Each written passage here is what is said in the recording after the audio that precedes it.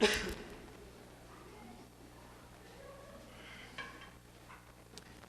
gostaria de pedir para que você abrisse a sua Bíblia em Colossenses. Nós estamos no capítulo 2 de Colossenses. Essa é a 5ª mensagem nesse livro que cada dia eu tenho compartilhado com os irmãos o grande desafio que tem sido para mim, mas em especial aquilo que tem feito em minha vida e a reflexão que eu estou tendo sobre o Evangelho.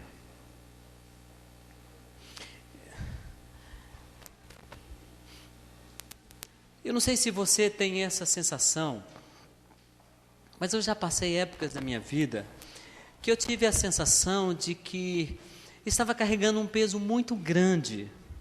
E não era o pecado, mas era tudo aquilo que a religião, tudo aquilo que eu achava que a religião exigia de mim. Então a impressão era de que eu estava assim com um peso enorme nas minhas costas e tinha que caminhar com esse peso, chamado religião e as suas regulamentações, até o final da minha trajetória. Enfim, quando eu chegasse lá no final da minha trajetória, se eu conseguisse chegar com esse peso enorme chamado religião, então Deus diria: muito bem, meu servo, você conseguiu chegar. E aí todas as coisas começaram a se tornar maçantes, chatas.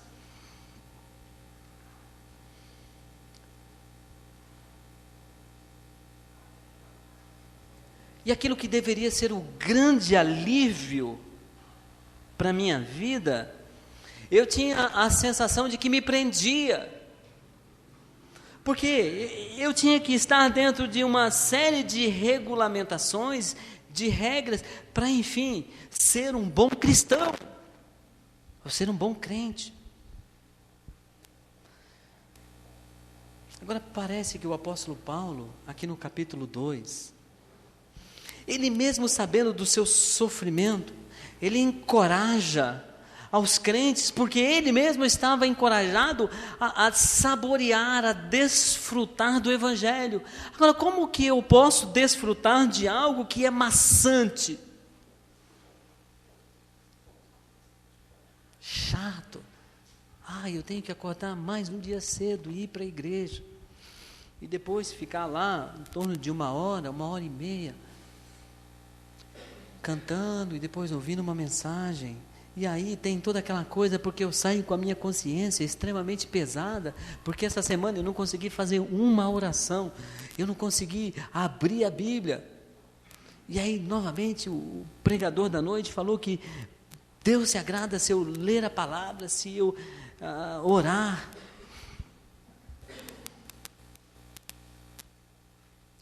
Não é o Evangelho que eu conheço. Não é esse o Evangelho. Não é esse o Evangelho que é proposto na palavra de Deus. O Evangelho é o Evangelho da liberdade. O Evangelho é o Evangelho que nos encoraja a experimentar, a dar aquela mordida bem gostosa num delicioso chocolate, para quem gosta de chocolate, ou num delicioso bolo, para quem gosta de bolo, ou cortar um filé daquela picanha suculenta, algo assim, que deve ser o Evangelho deve ser encarado dessa forma, uma experiência muito gostosa. O livro de Colossenses tem me desafiado a isso. E todo o estudo que eu já fiz nessa carta de Paulo a essa igreja, não me deixa insensível quando cada vez eu volto no texto para preparar a mensagem do domingo. Que coisa gostosa. E a minha oração tem sido: Senhor, por favor, faça com que o Evangelho seja um prazer na minha vida. E eu não estou dizendo que vai ser uma coisa fácil, mas é aquela coisa difícil, mas não pesada, difícil, mas não chata, gostosa de enfrentar.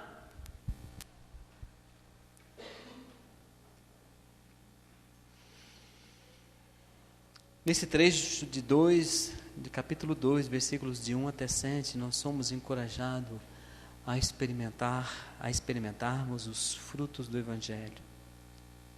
A unidade, a percepção espiritual, a maturidade, a firmeza e a prática da fé.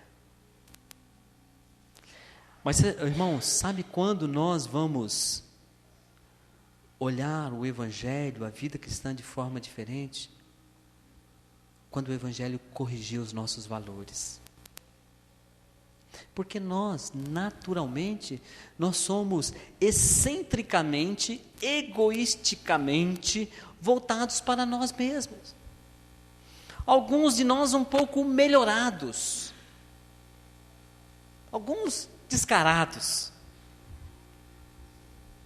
Mas nós somos voltados para aquelas coisas que nos interessam pessoalmente.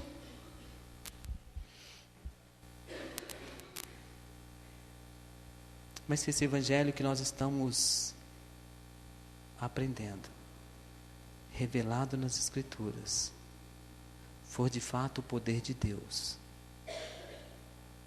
então Ele vai nos corrigir.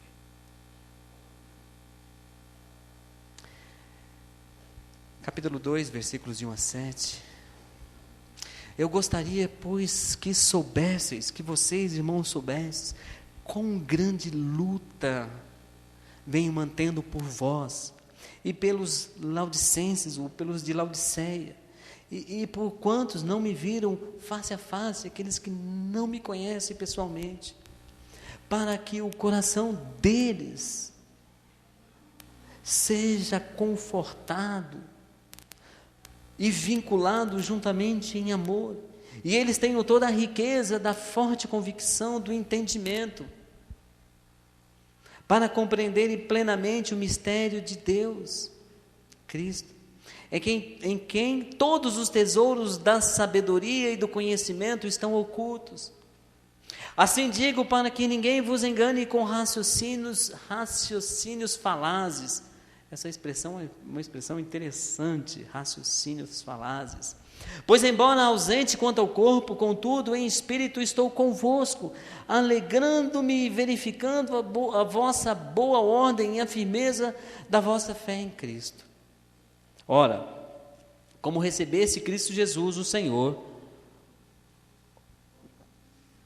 assim andai nele radicados e edificados e confirmados na fé, como fostes instruídos, crescendo em ações de graças. Paulo, mesmo distante, possivelmente Paulo estava preso em Roma nesse momento, ele enxergava uma grande oportunidade de encorajar os irmãos, os crentes daquela igreja. Então ele faz esse exercício do ministério de encorajamento. E aqui eu quero pensar numa primeira aplicação para as nossas vidas. Pensem, Paulo estava numa situação difícil. O que seria natural para uma pessoa que está numa situação difícil esperar? Que alguém venha dar um abraço, dar um consolo, dar uma palavra de encorajamento. Mas aquelas pessoas cujo evangelho são afetadas de tal forma, poderosamente, seja qual for a sua situação, eles sempre estão dispostos, sempre têm uma palavra de encorajamento. E agora, como é que tem sido o meu ministério de encorajamento às outras pessoas? Tenho sido mesmo um instrumento para levá-las a mais perto de Deus? Ou um instrumento para afastá-las? Gostaria de traduzir as palavras de Paulo para o nosso contexto de Cambuí. Pelo menos dar 4 áreas de encorajamento para nós, para nossas vidas. Quero compartilhá-las aqui. A primeira está no versículo 2, para que a gente tenha essa ministração mútua. recebendo e dando. A primeira área é a questão da unidade, está no versículo 2.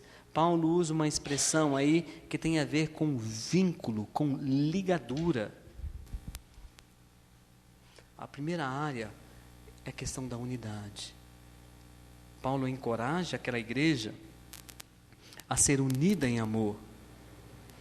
Estejam juntos, né? Uma das versões que vocês têm aí, estejam unidos, outra, estejam vinculados juntamente em amor, que é uma expressão mais forte.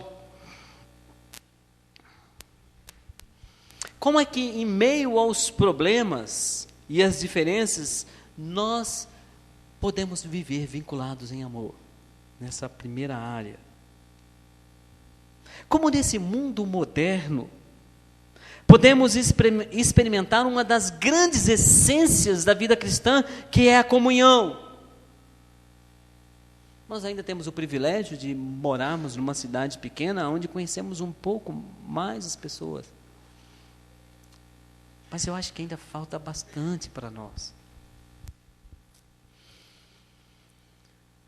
A única maneira realmente de vivermos essa essência da vida cristã tão necessária para nós é deixar que o Evangelho me influencie, é deixar que o Evangelho influencie minha vida. Se o Evangelho tem liberdade em mim, ele faz acontecer. Mas qual é a realidade que nós encontramos hoje? Um mundo totalmente individualista e cada vez mais. O mundo virtual, de amigos virtuais. O mundo egoísta. E se você é tão natural como eu, nós temos assim aquela forte tentação de pensarmos naquilo que nos interessa. Um mundo antissocial. Embora se levanta todo tipo de movimento em prol de uma vida mais solidária, mas o mundo ainda continua antissocial. Agora quero pensar também no contexto da igreja, já que Paulo encoraja a esse vínculo no amor.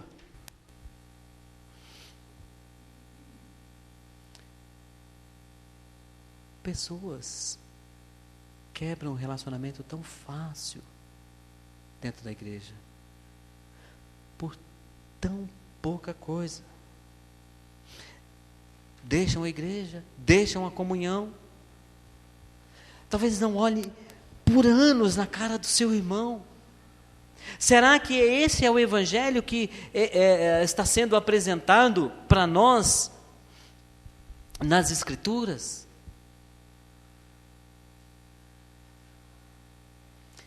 Realmente, irmãos, eu sonho com uma igreja onde nós podemos desfrutar de uma comunhão bem gostosa, verdadeira.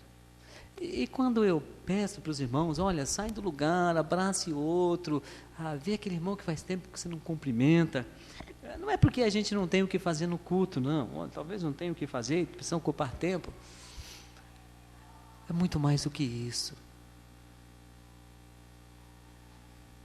É compartilhar ou saber que existe uma pessoa atrás de mim, do meu lado.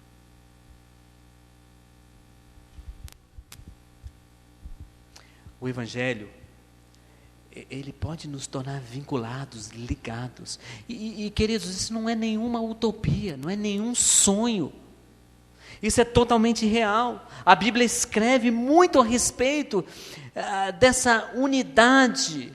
E nós precisamos ser encorajados cada dia mais. Então, se você não deu o seu nome para estar naquele tempo da semana que vem, que é um tempo que nós estamos fora da igreja, mas reunidos, olhando um para frente, um na face do outro, e não um na nuca do outro, como é a disposição das nossas igrejas, dê o nome, vá. Além de ter o almoço, tenha a doce comunhão. E isso é muito bom. E isso é gostoso. Nós precisamos disso. Nenhum homem é uma ilha. Ninguém vive sozinho. Essa é a primeira área. A segunda área que Paulo encoraja essa igreja e que eu quero trazer para as nossas vidas no século 21 é a questão da maturidade. Encorajar a essa percepção espiritual. Também está no versículo 2. E tenha toda a riqueza da forte convicção em toda sabedoria, os tesouros da sabedoria do conhecimento. Sabe o que Paulo está tentando fazer aí? Estimular esses irmãos a crescerem cada vez mais. E eu dei uma pesquisada nessa palavra aí, que você tem ela traduzida como entendimento, no versículo 2, ela tem a ver com percepção ou perspicácia. Lá em Lucas, quando Jesus Cristo fala da vida de Jesus Cristo, fala que ele crescia em conhecimento. Lucas 2, 47. Essa percepção, essa perspicácia. Muito bem. O que Paulo está fazendo? Ele está preparando o coração daqueles irmãos, porque sabia que eles seriam atacados pelos falsos ensinamentos. Ele prepara os seus ouvintes para conseguir discernir os desvios doutrinários, que a partir do versículo 11 ele começa a falar um pouquinho disso, e acentua mais para frente.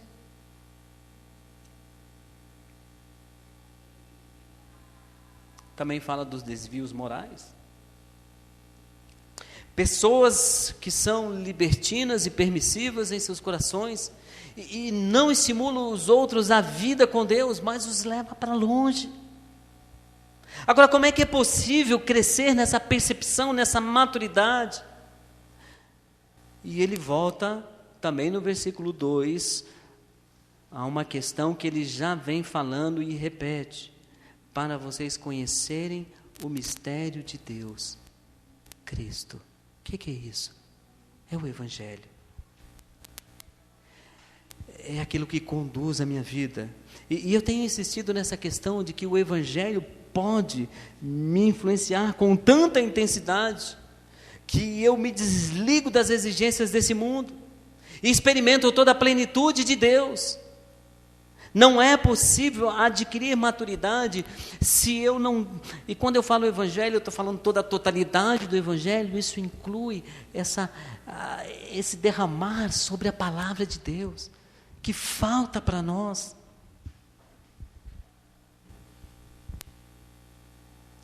É isso que vai conduzir a minha vida, é isso que me empurra, é isso que me faz envolver na obra do Senhor.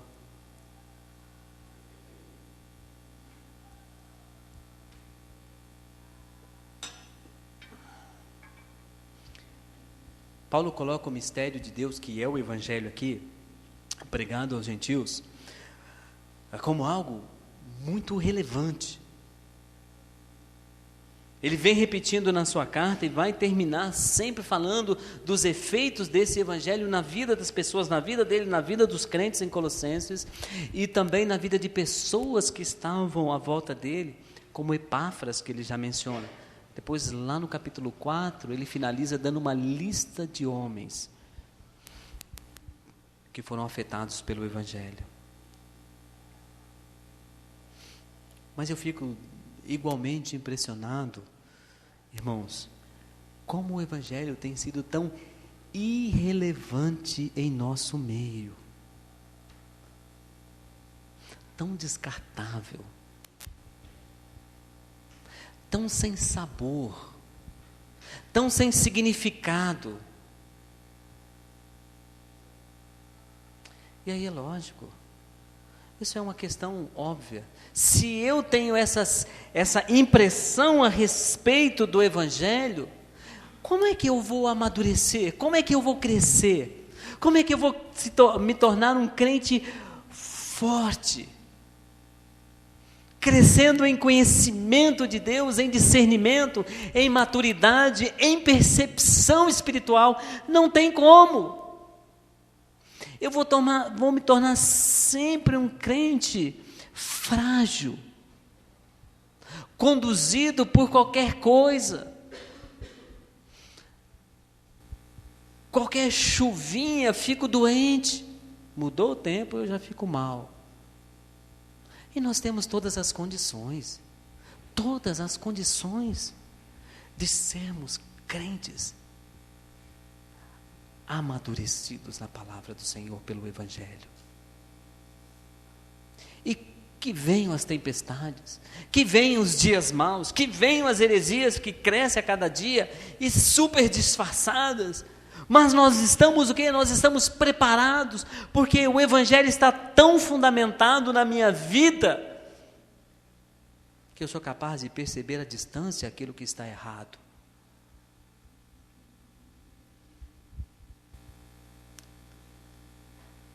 Mas tem sido um pouco ao contrário. Mas nós podemos mudar essa realidade. Tem que começar em mim mesmo. Ao invés de ficarmos nos gladiando, disputando os nossos interesses, os nossos pontos de vista, vamos fazer com que esse Evangelho nos une e não nos separe.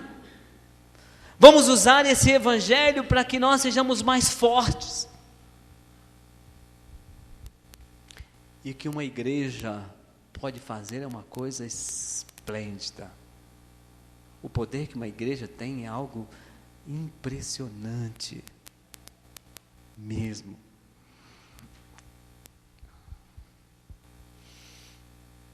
Como é possível crescer nessa maturidade?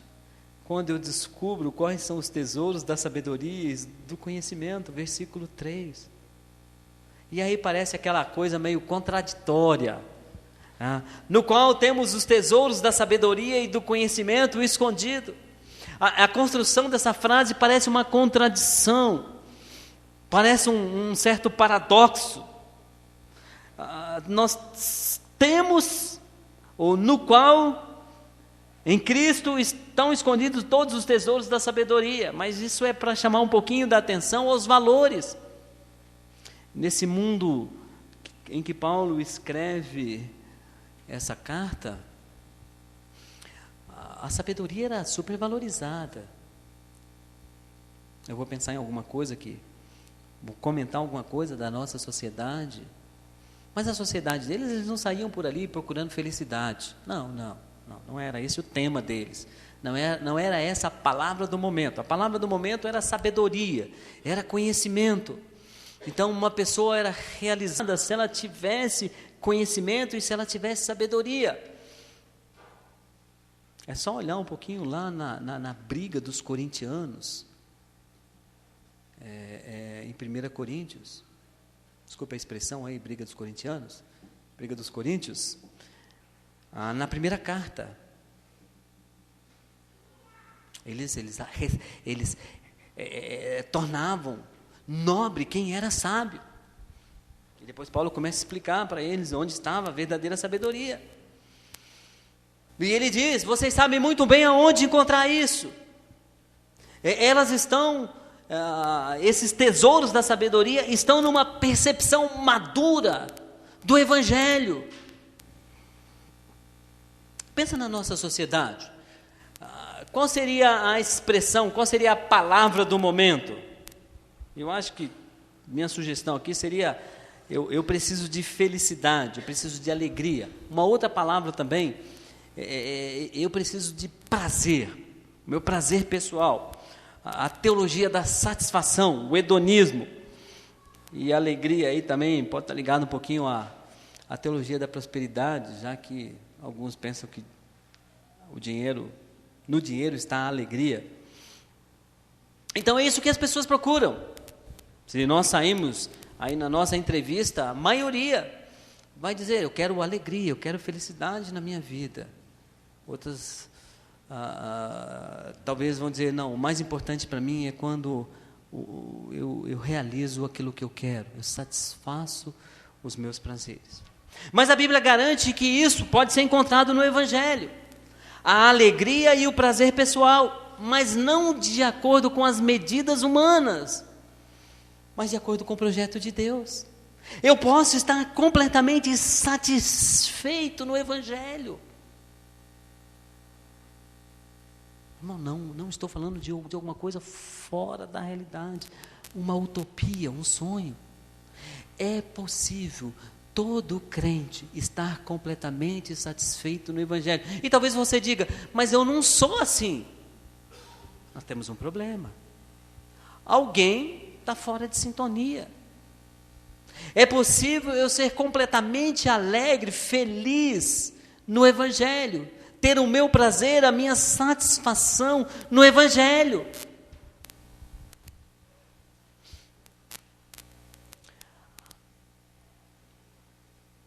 A minha orientação é que, se você não tem essa alegria, essa felicidade no Evangelho, se o Evangelho está sendo um peso muito grande, é hora de você ter uma conversa séria com Deus. Senhor, eu não tenho isso. O que está acontecendo comigo? Eu não tenho essa alegria. Eu não tenho essa satisfação. Para mim tudo é chato. É estafante essa vida. Eu estou tentando achar a palavra certa para isso. Talvez até o fim da mensagem eu acho. Para essa ideia de negócio maçante. Oi? Tedioso. Não é bem essa palavra aí, mas também é um bom sinônimo daquilo que, dessa sensação que pode ser que esteja sondando o coração. Um tédio. Eu quero ver agora a terceira área desse encorajamento para nossas vidas, que Paulo fala a partir do versículo 4. Isso digo, ninguém seja conduzido em falsos atrativos. Ele nos encoraja então agora a firmeza da fé. Agora, irmãos, eu já quero falar de cara aqui, eu não tenho dificuldade nenhuma de ser criticado, mas eu tenho que avisar meu rebanho. Tem muita gente com pele de ovelha, muito lobo com pele de ovelha. E eu estou falando de grandes líderes que se dizem evangélicos. Conduzem as pessoas ao erro com palavras bonitas.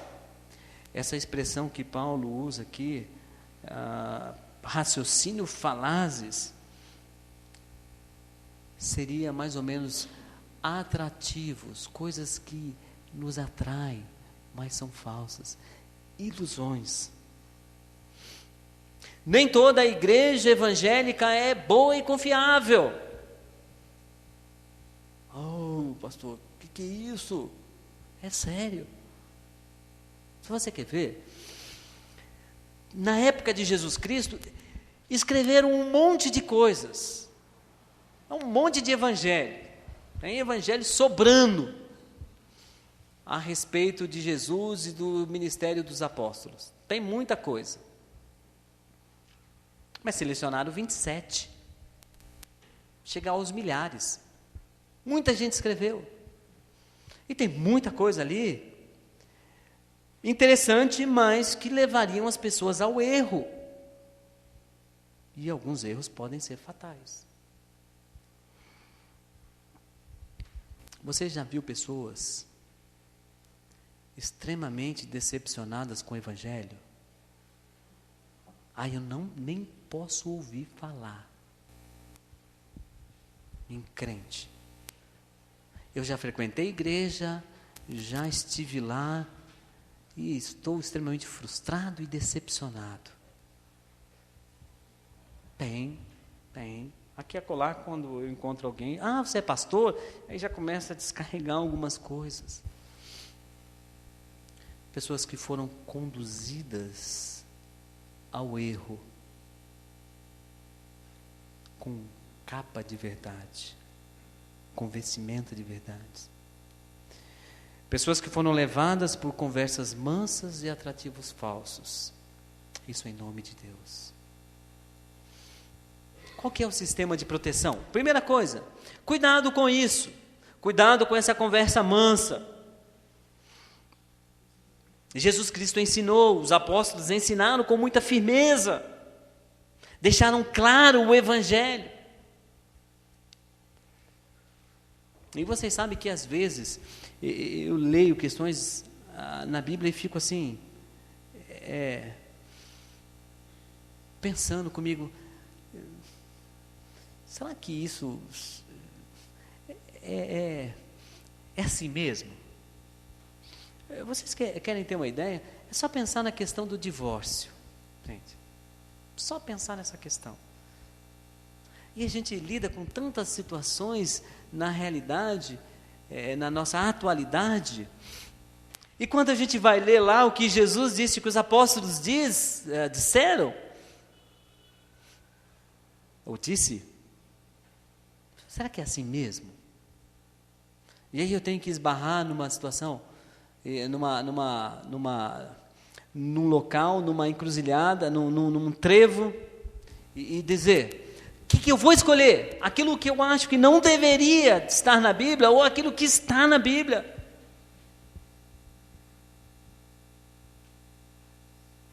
É difícil. É difícil.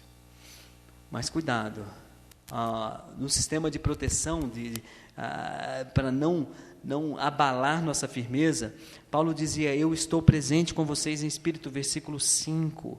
Era uma questão, Paulo não era metafísico aí, mas ele estava colocando a sua autoridade ali, sobre questões. Eu estou com vocês, podem tomar as decisões certas. E depois ele fala no versículo 5 sobre essa alegria. Olha, eu estou feliz, eu estou contente, porque eu vejo em vocês uma firmeza, um equilíbrio.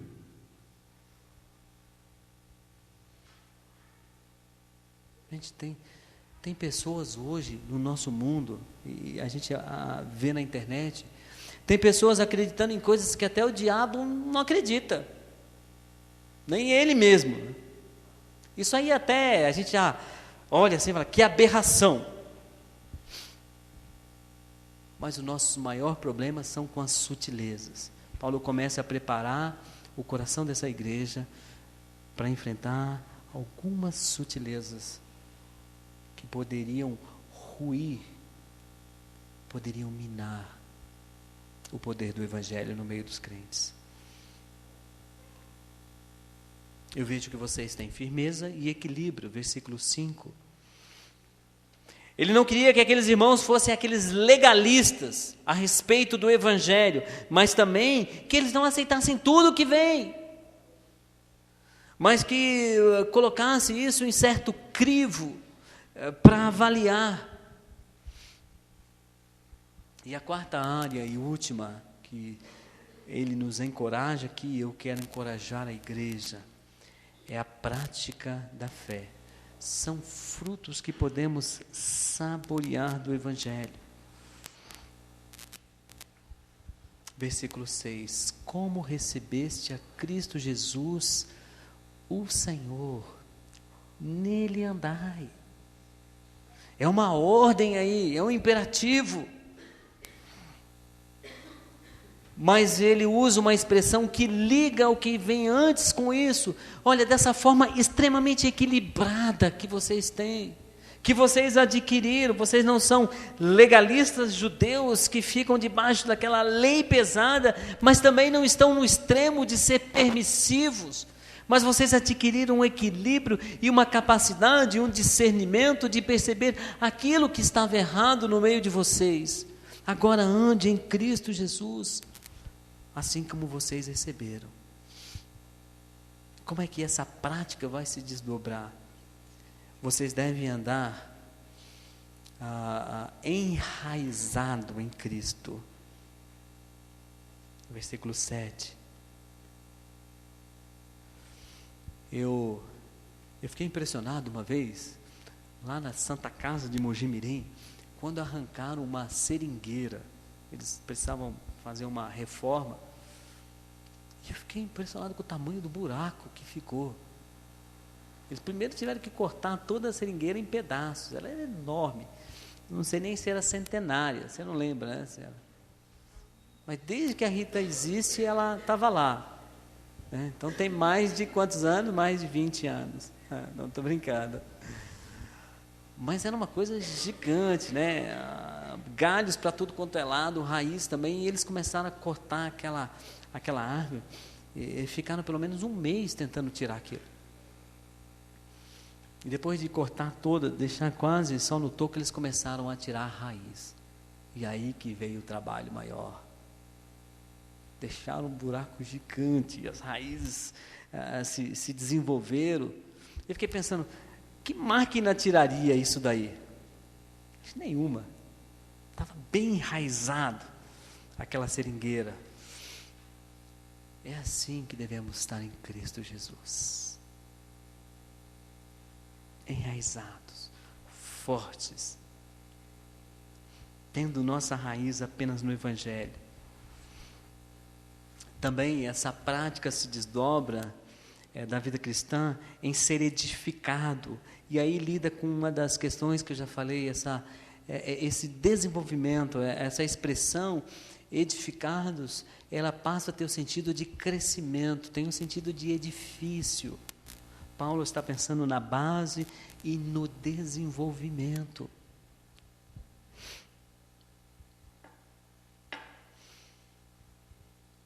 Cada crente começa um dia na vida cristã. E com o tempo nós precisamos comer um alimento, tomar um alimento sólido.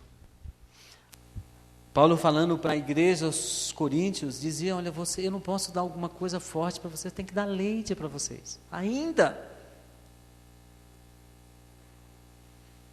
Eu esperava, a minha esperança é que eu pudesse dar alguma coisa com mais vitaminas, para que vocês tenham condições de crescer, serem fortes, mas ainda estou dando leitinho. E será que no decorrer da minha vida cristã eu ainda estou tomando leite? Mas deve estar edificado, fortificado. Alguém já ficou parado em cima de uma ponte numa rodovia? Alguém já teve essa experiência aí? Eu fiquei as 2 semanas, já mais de uma vez, mas recentemente eu fiquei lá numa ponte em Atibaia esperando a Rita descer do ônibus.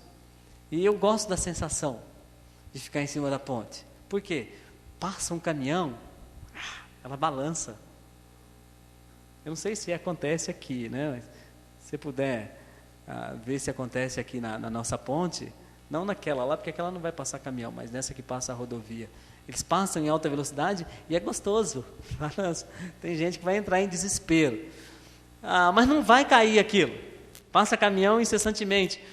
Eu vi um vídeo, algum tempo atrás, da ponte Rio-Niterói, que a ventania começou a balançar a ponte mesmo. E as pessoas começaram a se desesperar e sair do carro. Não sei se isso ia resolver muita coisa, porque estava um trânsito, estava parado. Começaram a sair do carro, desesperados. Mas a ponte é feita para balançar mesmo. Mas ela está bem edificada, ela está bem sólida. Pode passar o caminhão que for, a velocidade que for, a ponte vai permanecer, ela vai balançar, mas não cai. Essa é uma excelente ilustração da nossa vida cristã.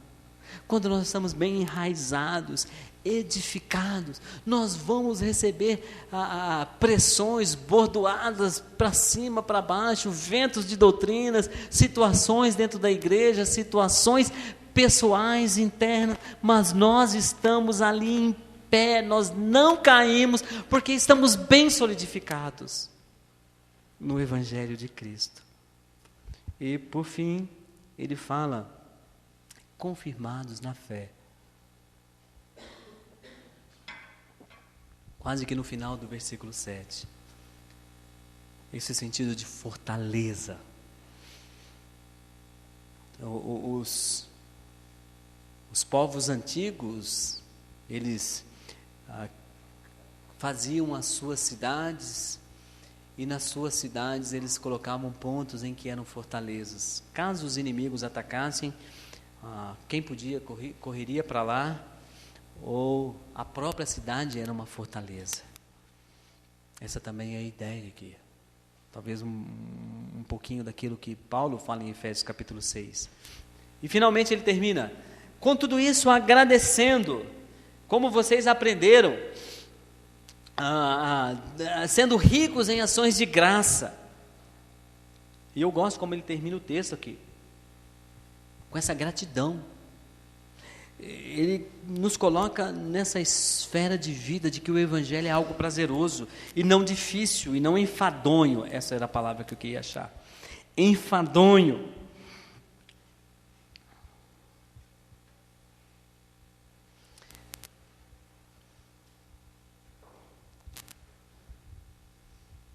Pensem numa mãe que o seu filho não chega durante a noite e que está bagunçando pela rua fora, e que cada carro que encosta ou cada mexida no portão, ela diz: é meu filho, e não é. Pense num pai que descobre que o seu filho está usando drogas,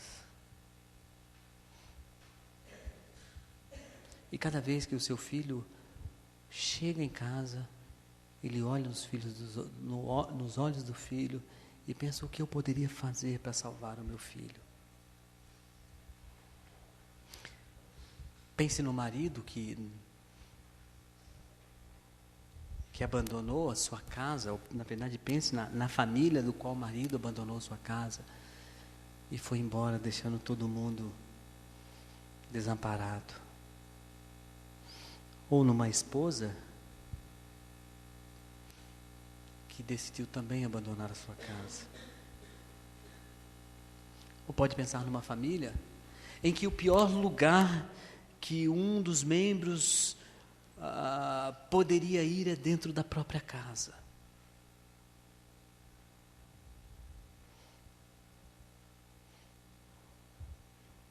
Será que isso não é pesado?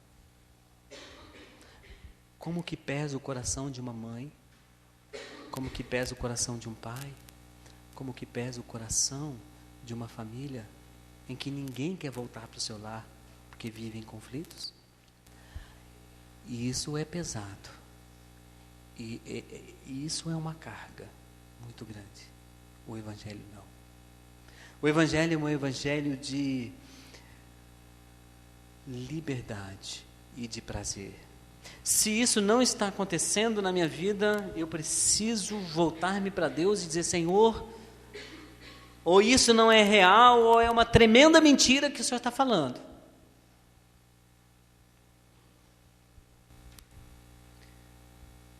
Eu já falei aqui e gostaria de repetir que eu quero terminar a minha carreira como um crente que buscou a excelência.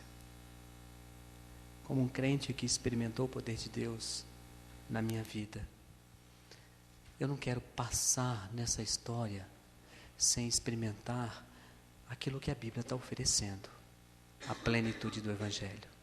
Ela está oferecendo. E eu posso experimentar isso. Uma pessoa pode ser tão influenciada pelo Evangelho de Cristo ao ponto de ser liberta das exigências desse mundo e assim experimentar a plenitude da vida com Deus. Vamos orar.